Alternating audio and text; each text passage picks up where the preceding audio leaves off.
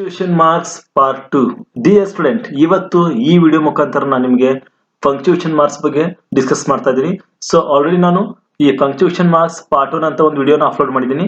So ಆ video ಕೂಡ ನೋಡಬಹುದು. ಆ ವಿಡಿಯೋ ಲಿಂಕ್ ಅನ್ನ ನಾನು ಡಿಸ್ಕ್ರಿಪ್ಷನ್ ಬಾಕ್ಸ್ ಅಲ್ಲಿ ಕೊಟ್ಟಿದ್ದೀನಿ. ಯಾಕಂತಂದ್ರೆ ಪಾರ್ಟ್ 1 ವಿಡಿಯೋದಲ್ಲಿ ಕೂಡ ನಾನು ಕೆಲವೊಂದು important punctuation marks like full stop ನ ಪ್ರಾಪರ್ ಆಗಿ ನಾವು ಎಲ್ಲೆಲ್ಲಿ ಬಳಸಬೇಕು, ಕಾಮನ್ ಎಲ್ಲೆಲ್ಲಿ ಬಳಸಬೇಕು, ಕಾಲಮ್ ಅನ್ನು ಎಲ್ಲಿ ಬಳಸಬೇಕು, ಸೆಮಿ ಕಾಲಮ್ ಅನ್ನ ಎಲ್ಲಿ ಬಳಸಬೇಕು ಅನ್ನೋದನ್ನ ಆ ಒಂದು ವಿಡಿಯೋದಲ್ಲಿ ಡಿಸ್ಕಸ್ ಮಾಡಿದ್ದೀನಿ.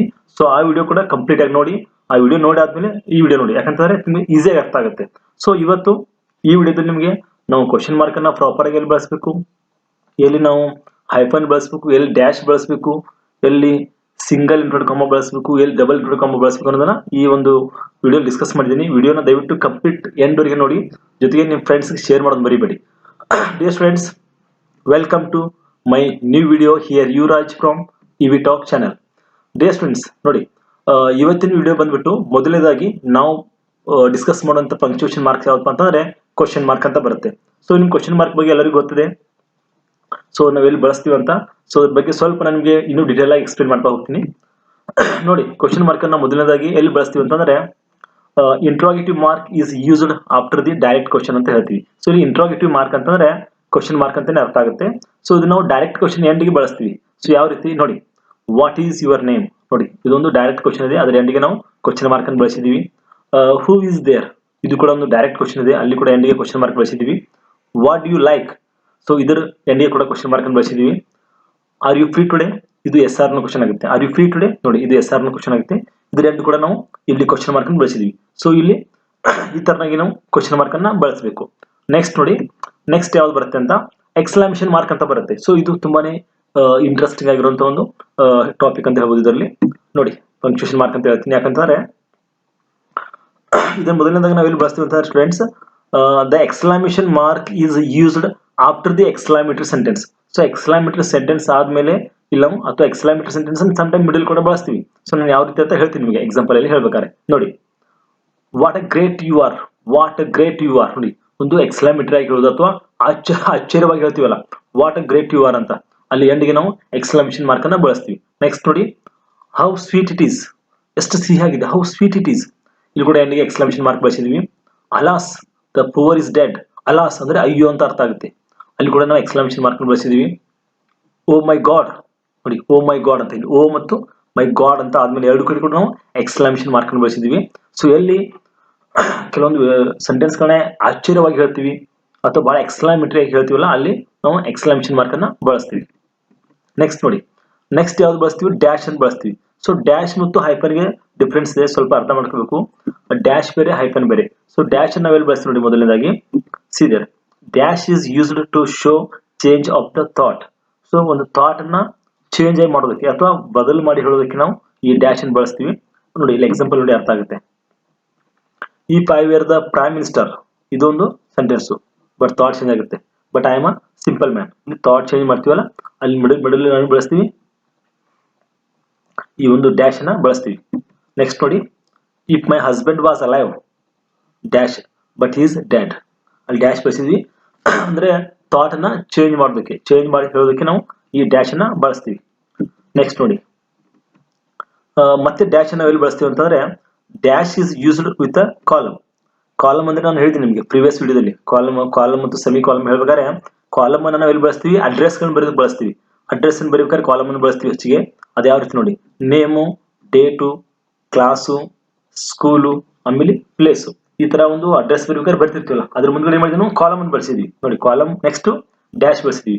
ನೇಮ್ ಅಂತ ಬರೋದು ಕಾಲಮ್ ಹಾಕಿ ಅಲ್ಲಿ ಮುಂದೆ ಡ್ಯಾಶ್ ಸಾರಿ ನೇಮ್ ಅಂತ ಬರೋದು ಅಲ್ಲಿ ಕಾಲಮ್ ಹಾಕಿ ಅದ್ರ ಮುಂದೆ ಡ್ಯಾಶ್ ಕೊಟ್ಟು ಬರಿತೀವಿ. Same date, class, school, place ಇದೆಲ್ಲ ಕೂಡ ಕಾಲಮ್ ಅನ್ನು ಹಾಕಿ ಅದ್ರ ಮುಂದೆ ಡ್ಯಾಶ್ ಕೊಟ್ಟು ನೆಕ್ಸ್ಟ್ ಬಳಸ್ತೀವಿ ನಾವು. ಓಕೆ, ನೆಕ್ಸ್ಟ್ ಮತ್ತೆ ನಾವು ಎಲ್ಲಿ ಬಳಸ್ತೀವಿ ನೋಡಿ, ಹೈಫನ್. ನೋಡಿ ಹೈಫನ್ ಎಲ್ಲಿ ಬಳಸ್ತೀವಿ, ನೆಕ್ಸ್ಟ್ ಯೂಸ್ ನಂಬರ್ 1 ಹೈಫನ್ ಅನ್ನ ಮೊದಲು ಎಲ್ಲಿ ಬಳಸ್ತೀವಿ, hyphen is used to connect the parts of compound words. So compound words ಅನ್ನ ಕನೆಕ್ಟ್ ಮಾಡೋದಕ್ಕೆ ನಾವು ಹೈಫನ್ ಬಳಸ್ತೀವಿ. ಯಾವ ರೀತಿ, mother in law, father in law, cock sparrow, hen sparrow. So ಇಲ್ಲಿ ಈ ಕಂಪೌಂಡ್ ವರ್ಡ್ಸ್ ಗಳನ್ನ ಕನೆಕ್ಟ್ ಮಾಡೋದಕ್ಕೆ ನಾವು ಇಲ್ಲಿ ಈ ಹೈಫನ್ ಬಳಸ್ತೀವಿ. ಮದರ್ ಹೈಫನ್ ಇನ್ ಹೈಫನ್ ಲಾ ಅಂದ್ರೆ mother in law, father in ಲಾ, ಹೆನ್ ಸ್ಪ್ಯಾರೋ, ಈ ತರ ಈ ಕಂಪೌಂಡ್ ವರ್ಡ್ಸ್ ಗಳನ್ನ ಕನೆಕ್ಟ್ ಮಾಡೋದಕ್ಕೆ ನಾವು ಈ ಹೈಫನ್ ಬಳಸ್ತೀವಿ. ಹಾಗಾದ್ರೆ ಮತ್ತೆ ನಾವು ಹೈಫನ್ ಎಲ್ಲಿ ಬಳಸ್ತೀವಿ ನೋಡಿ. Hyphen is used to connect the parts of a word divided at the end of a line. So ಇದು ಸ್ವಲ್ಪ ಸರಿಯಾಗಿ ಅರ್ಥ ಮಾಡ್ಕೊಳ್ಳಿ. ನೋಡಿ ಯಾವ ರೀತಿ ಬಳಸ್ತೀವಿ ಅಂತಂದ್ರೆ ನೋಡಿ, there are some flowers in the garden which are very colourful ಅಂತ. ಸೊ ವೆರಿ ನೀವು ಕನ್ಫ್ಯೂಸ್ ಮಾಡ್ಕೊತಿರಲ್ಲ. ಸೊ ನಾನು ಕರ್ಸರ್ ಇಟ್ಟು ತೋರಿಸಿ ನೋಡಿ, ಇಲ್ಲಿ ವಿ ಇದೆ, ಈ ಕಡೆ ಆರ್ ವೈ ಬಂದಿದೆ. ಸೊ ಈ ಆರ್ ವೈ ಅನ್ನ ವಿ ಕನೆಕ್ಟ್ ಮಾಡೋಕ್ಕೋಸ್ಕರ ಇಲ್ಲಿ ನಾವು ಈ ಹೈಫನ್ ಅನ್ನು ಬಳಸಿದ್ವಿ. ಸೊ ಅಂದ್ರೆ ಒಂದು ಸೆಂಟೆನ್ಸ್ ಎಂಡ್ಗೆ ಆ ವರ್ಡ್ ಡಿವೈಡ್ ಆದ್ಮೇಲೆ ಅದನ್ನ ಕನೆಕ್ಟ್ ಮಾಡೋದಕ್ಕೆ ನಾವು ಇಲ್ಲಿ ಹೈಫನ್ ಅನ್ನ ಬಳಸ್ತೀವಿ. ನೆಕ್ಸ್ಟ್ ನೋಡಿ, ಇನ್ನೊಂದು ಎಕ್ಸಾಂಪಲ್ ನೋಡಿ, we are going to market to buy some useful things in the evening ಅಂತ ಇದೆ. ಸೊ ಇಲ್ಲಿ ಥಿಂಗ್ಸ್ ಅನ್ನೋದಕ್ಕೆ ಟಿ ಎಚ್ ಐ ನೀವು ಕರ್ಸರ್ ನೋಡಿ ಅರ್ಥ ಆಗುತ್ತೆ. ಟಿ ಎಚ್ ಐ ಅನ್ನು ಜಿ ಎಸ್ ಇಂದ ಡಿವೈಡ್ ಆಗಿದೆ. ಇಲ್ಲಿ ಈ ಥಿಂಗ್ಸ್ ಅಂತ ಜಾಯಿಂಟ್ ಮಾಡೋದಕ್ಕೆ, ಇಲ್ಲಿ ಜಿ ಎಸ್ ಜಾಯಿಂಟ್ ಮಾಡೋದಕ್ಕೆ ನಾವು ಈ ಹೈಫನ್ ಅನ್ನ ಬಳಸ್ತೀವಿ. ನೆಕ್ಸ್ಟ್ ನೋಡಿ, ಹಾಗಾದ್ರೆ ಸಿಂಗಲ್ ಇನ್ವರ್ಟೆಡ್ ಕಾಮಾ ನಾವೆಲ್ಲಿ ಬಳಸ್ತೀವಿ ನೋಡಿ. Use number 1 single inverted comma ನಾವು ಮೊದಲನೇದಾಗಿ ಎಲ್ಲಿ ಬಳಸ್ತೀವಿ ಅಂತಂದ್ರೆ, single inverted commas are used inside the double inverted commas for important parts. So ಒಂದು ಯಾವುದೋ ಸೆಂಟೆನ್ಸ್ ಇರುತ್ತೆ, ವಾಕ್ಯ ಇರುತ್ತೆ, ಆ ವಾಕ್ಯದಲ್ಲಿ ಆಲ್ರೆಡಿ ನಾವು ಡಬಲ್ ಇನ್ವರ್ಟೆಡ್ ಕಾಮಾ ಬಳಸಿರ್ತೀವಿ.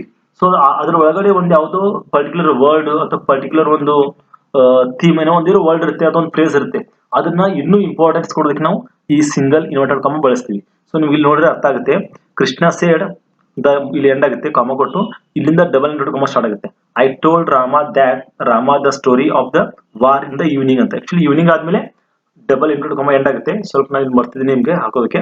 ಸೊ ಇಲ್ಲಿ ನೋಡಿ, ಇವು ವಾರ್ ಅಂತ ಒಂದು ಇಂಪಾರ್ಟೆಂಟ್ ವರ್ಡ್ ಇದೆ. ಸೊ ಇದನ್ನ ಹೈಲೈಟ್ ಮಾಡೋದಕ್ಕೆ ಅಥವಾ ಇದಕ್ಕೆ ಇಂಪಾರ್ಟೆನ್ಸ್ ಕೊಡೋದಕ್ಕೆ ನಾವು ಸಿಂಗಲ್ ಇನ್ವರ್ಟೆಡ್ ಕಾಮಾ ಹಾಕಿದೀವಿ. ಅಂದ್ರೆ ಡಬಲ್ ಇನ್ವರ್ಟೆಡ್ ಕಾಮಾ ಒಳಗಡೆ ಒಂದು ಯಾವುದೋ ವರ್ಡ್ ಮತ್ತು ಫ್ರೇಸ್ ಅನ್ನ ಹೈಲೈಟ್ ಮಾಡೋದಕ್ಕೆ ಅಥವಾ ಇಂಪಾರ್ಟೆನ್ಸ್ ಕೊಡೋದಕ್ಕೆ ನಾವು ಸಿಂಗಲ್ ಇನ್ವರ್ಟೆಡ್ ಕಾಮಾ ಬಳಸ್ತೀವಿ. ಓಕೆ ಸ್ಟೂಡೆಂಟ್ಸ್, ನೆಕ್ಸ್ಟ್ ನೋಡಿ, ಡಬಲ್ ಇನ್ವರ್ಟೆಡ್ ಕಾಮಾಸ್ ಎಲ್ಲಿ ಬಳಸ್ತೀವಿ ಅಂತ ನೋಡೋಣ. ನೋಡಿ, ಮೊದಲನೇದಾಗಿ ಯೂಸ್ ನಂಬರ್ 1 ನಾವು ಡಬಲ್ ಇನ್ವರ್ಟೆಡ್ ಕಾಮಾ ಎಲ್ಲಿ ಬಳಸ್ತೀವಿ ಅಂತಂದ್ರೆ, ನಾನು ಆಲ್ರೆಡಿ ಇವಾಗ ಹೇಳಿದ್ದೀನಿ ನಿಮಗೆ ಎಲ್ಲಿ ಸಿಂಗಲ್ ಇನ್ವರ್ಟೆಡ್ ಕಾಮಾ ಬಳಸ್ತೀವಿ ಅಂತ ಹೇಳಿದ್ದೀನಿ. ಇವಾಗ ಡಬಲ್ ಇನ್ವರ್ಟೆಡ್ ಕಾಮಾಸ್ ಅನ್ನ ಎಲ್ಲಿ ಬಳಸ್ತೀವಿ ಅಂತ ನೋಡೋಣ. Double inverted commas are used for the speech. So direct speech ಅಲ್ಲಿ ನಾವು ಈ ಡಬಲ್ ಇನ್ವರ್ಟೆಡ್ ಕಾಮಾಸ್ ಅನ್ನ ಬಳಸ್ತೀವಿ. ಯಾವ ರೀತಿ ನೋಡಿ, ಎಕ್ಸಾಂಪಲ್ ನೋಡಿ, Raju said I am happy ಅಂತ. ಸೊ ಇಲ್ಲಿ ಐ ಆಮ್ ಹ್ಯಾಪಿ ಅಂತ ಬರ್ತೀವಿ ನೋಡಿ, ಇದೊಂದು ಡೈರೆಕ್ಟ್ ಸ್ಪೀಚ್ ಸೆಂಟೆನ್ಸ್. ಇಲ್ಲಿ ನಾವು ಡಬಲ್ ಇನ್ವರ್ಟೆಡ್ ಕಾಮಾ ಬಳಸಿದೀವಿ. ನೆಕ್ಸ್ಟ್ ನೋಡಿ, Rani said this is the big temple. ಇಲ್ಲಿ ಕೂಡ ಡಬಲ್ ಇನ್ವರ್ಟೆಡ್ ಕಾಮಾ ಬಳಸ್ತೀವಿ.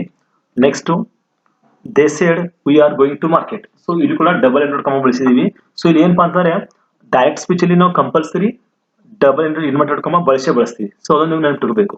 ನೆಕ್ಸ್ಟ್ ನೋಡಿ, ಮತ್ತೆ ನಾವು ಈ ಡಬಲ್ ಇನ್ವರ್ಟೆಡ್ ಕಾಮಾ ಮತ್ತೆ ಎಲ್ಲಿ ಬಳಸ್ತೀವಿ ಅಂತಂದ್ರೆ, ಎರಡನೇದಾಗಿ double inverted commas are used for the quotations. ಯಾವುದೇ ಒಂದು ಕೊಟೇಶನ್ಸ್ ಹೇಳಬೇಕಾದ್ರೆ ಅಲ್ಲಿ ಡಬಲ್ ಇನ್ವರ್ಟೆಡ್ ಕಾಮಾ ಬಳಸ್ತೀವಿ ನಾವು. ಏನ್ ಕೊಟೇಶನ್? ಮೊದಲನೇ ನೋಡಿ, ಟೈಮ್ ಈಸ್ ಮನಿ. ಇಲ್ಲಿ ಕೂಡ ಡಬಲ್ ಇನ್ವರ್ಟೆಡ್ ಕಾಮಾ ಬಳಸಿದೀವಿ. ನೆಕ್ಸ್ಟ್ ಹೆಲ್ತ್ ಈಸ್ ವೆಲ್ತ್ ಅಂತ ಇದೆ, ಇಲ್ಲಿ ಕೂಡ ಡಬಲ್ ಇನ್ವರ್ಟೆಡ್ ಕಾಮಾ ಬಳಸಿದೀವಿ. ನೆಕ್ಸ್ಟ್ ನಾಲೆಜ್ ಇಸ್ ಪವರ್ ಅಂತ ಇದೆ, ಇಲ್ಲಿಯೂ ಕೂಡ ಡಬಲ್ ಇನ್ವರ್ಟೆಡ್ ಕಾಮಾ ಬಳಸಿದ್ವಿ ನಾವು. ಸೊ ಯಾವಾಗ ಕೊಟೇಶನ್ ಬಗ್ಗೆ ಹೇಳ್ತೀವಿ, ಕೊಟೇಶನ್ ಬರಿತೀವಿ, ಅಲ್ಲಿ ಕಂಪಲ್ಸರಿ ಡಬಲ್ ಇನ್ವರ್ಟೆಡ್ ಕಾಮಾ ಬಳಸಬೇಕು. ನೆಕ್ಸ್ಟ್ ನೋಡಿ, ಅಪಾಸ್ಟ್ರಫಿಯನ್ನ ನಾವು ಎಲ್ಲಿ ಬಳಸ್ತೀವಿ ಅಂತ. ಸೊ ಅಪಾಸ್ಟ್ರಫಿ ಕೂಡ ಒಂದು ತುಂಬಾ ಇಂಪಾರ್ಟೆಂಟ್ ಆಗಿರುವಂತ ಒಂದು ಪಂಕ್ಚುಯೇಷನ್ ಮಾರ್ಕ್ ಬರುತ್ತೆ. ಸೊ ಮೊದಲನೇದಾಗಿ ನಾವು ಅಪಾಸ್ಟ್ರಫಿಯನ್ನು ಎಲ್ಲಿ ಬಳಸ್ತೀವಿ ಅಂತಂದ್ರೆ, apostrophe is used to show the omission of a letter or the letters ಅಂತ ಹೇಳ್ತೀವಿ. ಒಂದು ಲೆಟರ್ದು ಅಥವಾ ಲೆಟರ್ಸ್ ಒಮಿಷನ್ ಅನ್ನು ಅಥವಾ ಒಂದು ಶಾರ್ಟ್ ಕಟ್ ಆಗಿ ಹೇಳ್ತೀವಿ ನಾವು. ಸೊ ಅಲ್ಲಿ ಈ ಅಪಾಸ್ಟ್ರಫಿಯನ್ನ ಬಳಸ್ತೀವಿ. ಯಾವ ರೀತಿ ಬಳಸ್ತೀವಿ ಹಾಗಾದ್ರೆ ಎಕ್ಸಾಂಪಲ್ ನೋಡಿದ್ರೆ ನಿಮ್ಗೆ ಅರ್ಥ ಆಗುತ್ತೆ. ಎಕ್ಸಾಂಪಲ್ ನೋಡಿ, ಸೊ ಡು ನಾಟ್ ಅಂತದೆ, ಡೋಂಟ್ ಅಂತ ಇಲ್ಲಿ ಬಳಸ್ತೀವಿ ನಾವು ಅಪಾಸ್ಟ್ರಫಿಯನ್ನು ಬಳಸಿ. ನೆಕ್ಸ್ಟ್ ಈಸ್ ನಾಟ್ ಅಂತದೆ, ಇಸಂಟ್ ಅಂತ ಬಳಸ್ತೀವಿ. ನೆಕ್ಸ್ಟ್ ವಾಟ್ ಈಸ್ ಅಂತದೆ, ವಾಟ್ಸ್ ಅಂತ ಹೇಳ್ತೀವಿ ನಾವು. ನೆಕ್ಸ್ಟ್ ಇಟ್ ಈಸ್ ಅಂತದೆ, ಇಟ್ಸ್ ಅಂತ ಹೇಳ್ತೀವಿ. ಬಾಳ್ ಸರ್ ನಾವು ಬ್ರದರ್ಸ್ ಅಂದ್ರೆ ಫ್ಲೂರಲ್ ಫಾರ್ಮ್ ಹೇಳ್ತೀವಿ ನಾವು, ಅಪಾಸ್ಟ್ರಫಿ ಬಳಸ್ತೀವಿ.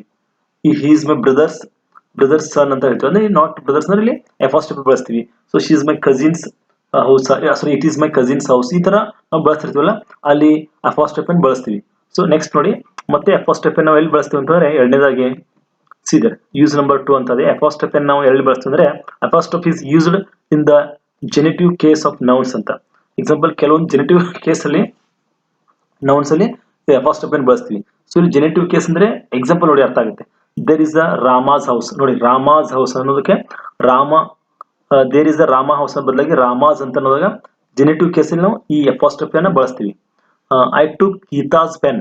Okay, I took Geeta pen ಬೇರೆ ಅಲ್ಲ, ಗೀತಾಸ್ ಪೆನ್ ಅಂದ್ರೆ ಗೀತಾಸ್ ಅನ್ನೋದು ಇಲ್ಲಿ ನೋಡಿ ಅಪಾಸ್ಟ್ರಫಿ ತೆಗೆದ್ರೆ ಅದು ಫ್ಲೂರಲ್ ತರ ಕೊಡುತ್ತೆ. ಬಟ್ ಇಲ್ಲಿ ಫ್ಲೂರಲ್ ಆಗಲ್ಲ. ಅಪಾಸ್ಟ್ರಫಿ ಅಂತ ಬಳಸಿದಾಗ ಅದು ಜೆನೆಟಿವ್ ಕೇಸಲ್ಲಿ ಬರುತ್ತೆ, ಯೂಸ್ ಮಾಡ್ತೀವಿ. Example, I took Geeta's pen, ಅದು ಗೀತಾ ಪೆನ್ ಅಂತ ಹೇಳ್ತೀವಿ. ಆಮೇಲೆ we study in girls high school. We study in girls. ನೋಡಿ ಗರ್ಲ್ಸ್ ಬೇರೆ, ಅದು ಪ್ಲೂರಲ್ ಫಾರ್ಮ್ ಬೇರೆ ಗರ್ಲ್ಸ್, ಇದು ಬೇರೆ ಗರ್ಲ್ಸ್ ಹೈಸ್ಕೂಲ್ ಅಂತ ಆಗುತ್ತೆ. Next I had read Milton's book. Okay, Milton's ಇಲ್ಲಿ ಫಸ್ಟ್ ಪ್ಲೇಸ್ ಬರೆದಾಗ ಇದು ಬೇರೆ ಅರ್ಥ ಕೊಡುತ್ತೆ. I had read Milton's book ಅಂತ ಆಗಿದೆ. I had read Milton's book ಅಂತ. Okay, I hope you understood ಅಂತ ಅನ್ಕೋತೀನಿ ಸ್ಟೂಡೆಂಟ್ಸ್. ಸೊ ನಿಮಗೆ ಪಂಕ್ಚುಯೇಷನ್ ಮಾರ್ಕ್ಸ್ ಬಗ್ಗೆ ಏನೇ ಡೌಟ್ ಇದ್ರು ಕೂಡ ಕಮೆಂಟ್ ಬಾಕ್ಸ್ ಅಲ್ಲಿ ಕೇಳಿ, I will answer you. Okay, answer ಮಾಡ್ತೀನಿ. ಜೊತೆಗೇನೆ ನನ್ನ ಚಾನಲ್ನ ಇನ್ನೂ ಸಬ್ಸ್ಕ್ರೈಬ್ ಮಾಡಲಿಲ್ಲ ಅಂದರೆ ದಯವಿಟ್ಟು ಸಬ್ಸ್ಕ್ರೈಬ್ ಮಾಡಬೇಕಂತಂದ್ರೆ ನಾನು ಇವಿ ಟಾಕ್ ಚಾನಲಲ್ಲಿ ಮೋರ್ ದೆನ್ 290+ ಇಂಗ್ಲಿಷ್ ಗ್ರಾಮರ್ ಇರ್ಬೋದು, ಸೆಕೆಂಡ್ ಲ್ಯಾಂಗ್ವೇಜ್ ಇಂಗ್ಲಿಷ್ ಇರ್ಬೋದು, ಫಸ್ಟ್ ಲ್ಯಾಂಗ್ವೇಜ್ ಇಂಗ್ಲಿಷ್ ಇರ್ಬೋದು, ಸ್ಪೋಕನ್ ಇಂಗ್ಲಿಷ್ ಸಂಬಂಧಪಟ್ಟಾಗಿ, ಹಾಗೆ ಸೋಷಿಯಲ್ ಸೈನ್ಸ್ ಇಂಗ್ಲಿಷ್ ಮೀಡಿಯಂ ಸಂಬಂಧಪಟ್ಟಾಗಿ ಸಾಕಷ್ಟು ವಿಡಿಯೋಸ್ ಅವೈಲೇಬಲ್ ಇದೆ. ಆ ವಿಡಿಯೋ ಎಲ್ಲ ನೋಡ್ಬೋದು ನನ್ನ ಚಾನಲ್ನ ಸಬ್ಸ್ಕ್ರೈಬ್ ಮಾಡೋ ಮುಖಾಂತರ. So dear students, thank you so much for watching my video.